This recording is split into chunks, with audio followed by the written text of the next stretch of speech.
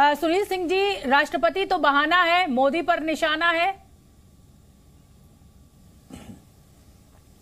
शोभना जी, आप इसको इस तरह से देखें कि एक तो संसद नया बनाना अपने आप में एक गैर जरूरी फिजूल खर्च था, खासकर ये कोविड के समय में, जबकि राशि का दूसरा उपयोग, और अभी आप देखिए महंगाई है, बेरोजगारी है, ऐसे में जब एक व्यवस्था थी बिना सांसदों से राय लिए हुए, बिना प्रॉपर राय लिए हुए बना देना, बना निर्माण से लेके उद्घाटन तक, उद्घाटन में भी आपने क्या किया, तो आपने अपना नाम शिलापट पे लिखवाने के लिए लोकतांत्रिक मूल्यों का आपने हनन किया।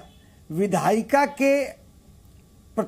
के जो नेतृत्व करता है वो राष्ट्रपति हैं, उपराष्ट्रपति राज्यसभा के पीठासीन अधिकारी हैं, तो उपराष्ट्रपति भी दरकिनार, राष्ट्रपति भी दरकिनार। तो इतना जो शिलापट में नाम लिखाने की चीज है, इसमें लोकतांत्रिक मूल्यों की अनदेखी हो रही है। और ऐसे चीज में हम साथ नहीं दे सकते हैं। हम विपक्षी नेताओं के साथ हैं जिन्होंने सत्ता पक्ष को सुधारने का अभी तक मौका दिया है कि जो विधायिका के हेड हैं राष्ट्रपति, जो राज्यसभा के सभापति हैं उपराष्ट्रपति, इन लोगों को लाया जाए और केवल एक व्यक्ति का महिमा मंडन और उनके शिलापट में नाम खुदवाने की लालसा से आप सारी परिपाटियां। डॉक्टर सुनील सिंह, ये फैसला तो जनता को करने दीजिए ना। जनता 2024 में चुनाव है, एक उद्घाटन करने से कोई जनता के सामने तो तस्वीर नहीं बदल सकती है। जनता जो सोचती होगी, चाहे वो मोदी जी हो और चाहे वो आपकी नेता ममता बनर्जी हो, आप नीतीश कुमार हो, कांग्रेस के राहुल गांधी हो, जिसको वो तो दूध का दूध पानी का पानी हो जाएगा। अगर कह रहे हैं कि साहब ओम बिरला साहब चाहते हैं कि प्रधानमंत्री मोदी इसका उद्घाटन करे, तो दिक्कत क्या है फिर इसमें? जिसका अधिकार है उसने तय कर लिया। जनता ने, भाई संसद का जो कस्टोडियन है वो स्पीकर होता है, स्पीकर ने तय कर लिया। हाँ, देखिए जनता ने मन बना लिया है, 2024 में इनको माकूल जवाब देगी। और अभी जहां तक ओम बिरला जी का सवाल है, मैंने कहा ना कि देखिए ये राष्ट्रपति और उपराष्ट्रपति ऐसे मामलों में दरकिनार नहीं किए जा सकते हैं। ठीक है, ये लोकतंत्र की आस्था पर चोट है। बिल्कुल ठीक है, लोकतंत्र की आस्था पर चोट है। बड़ी बात सुनील सिंह यहाँ पर कह रहे हैं। जुए विश्वास का मैं रुख करना चाहूंगी, मेरे साथ और भी मेहमान है, मुझे उनका भी रुख करना है, फिर आपके पास आऊंगी सुनील सिंह जी। जुए विश्वास, ये आरोप बीजेपी आपके ऊपर लगा रही है कि विपक्षी एकता का एक मंच बना लिया है आपने इस उद्घाटन समारोह को। आपको मौका मिल गया है ब्रांड मोदी के खिलाफ एकजुट होने का। वैसे तो आप में इतने मतभेद हैं, इतने मनभेद हैं कि आप एक मंच पर एक साथ खड़े नहीं हो पाते हैं, प्रधानमंत्री के पद को लेकर ही लड़ जाते हैं। अब ये बहाना मिल गया है आपको, इसको आपने एक प्लेटफॉर्म बना लिया है विपक्षी एकता का। जी शोभना जी, पहले मैं आपको 2-4 शब्द में कहना चाहूंगी। देखिए, जब स्वच्छ भारत का जो उन्होंने ब्रांडिंग किया था, तब ये महात्मा गांधी जी का स्पेक्टिकल उन्होंने यूज किया था अपने खुद के ब्रांडिंग के लिए। आज उन्होंने उनको डंप कर दिया और जो सावरकर जी के जन्म जयंती है उस पर ये इनका ऑर्गेनाइजेशन हो रहा है नया पार्लियामेंट हाउस के। दूसरी बात तो है आर्टिकल 79 79 में क्या लिखा था, there shall be a parliament for the union which shall consist of the president and 2 houses to be known as respectively बिल्कुल, मैं हिंदी में बता देती हूँ कि संसद की परिभाषा पूरी होती है जब लोकसभा, राज्यसभा और राष्ट्रपति शब्द मिलता है। मेरा हिंदी का दर्शक है, मैं समझ गई। हाँ, पढ़ के मेरा ये तीन स्ट्रक्चर है, 3 जन का लेके राष्ट्रपति इनका हेड है और आपका लोकसभा और राज्यसभा। तो आज राष्ट्रपति के बिना कैसे उद्घाटन हो जाएगा? आपने एक नया पार्लियामेंट हाउस बनाया, बहुत अच्छी बात है, लेकिन आपने किस टाइम पे बनाया है? कोविड के टाइम आपने ये बनाया है, जब लोगों के लोगों से जूझ रहे थे कोविड से। वैक्सीन भी तो बनाई ना मैम, खाने पीने का अभी 2 टाइम बनाया तो वैक्सीन भी तो बनाई ना। वैक्सीन सिर्फ नहीं था, वैक्सीन था शोभना जी, लेकिन ऑक्सीजन नहीं था लोगों के पास। रेमडेसिविर के वायल्स नहीं पहुंचे हैं बहुत लोगों के पास। आज आप देखेंगे तो गंगा में लाश बहा दिया गया है। तो कौन से टाइम पे ये 20,000 करोड़ आप समझ नहीं रही हैं, आप समझ नहीं रही हैं। अब जो काम हो चुका है आप उस बहस में जा रही हैं। मैं आपसे ये कह रही हूं कि भाई उद्घाटन है और लोकतांत्रिक गवर्नेंस के हेड होते हैं प्रधानमंत्री नरेंद्र मोदी। जो संविधान संसद का जो कस्टोडियन है, स्पीकर होता है, उसने तय किया है कि प्रधानमंत्री मोदी इसका उद्घाटन करेंगे। चलिए, अगर सत्ता पक्ष नहीं मान रहा है तो आप विपक्षी बड़ापन दिखा दीजिए। देश के लिए इतना बड़ा मौका है, क्यों रंग में भंग डालते हैं आप लोग? स्पीकर कैसे?